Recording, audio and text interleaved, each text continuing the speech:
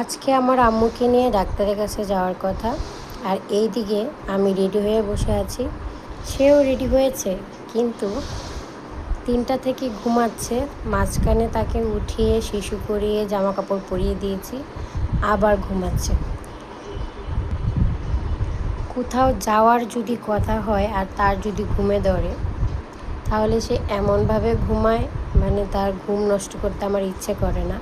আর normally কোথাও যদি না যাই, সে বারবার উঠে যায়, বারবার উঠে যায়। আর এখন তাকে জুতা পরাইলাম, জামা পরাইলাম, তারপরও সে উঠছে না।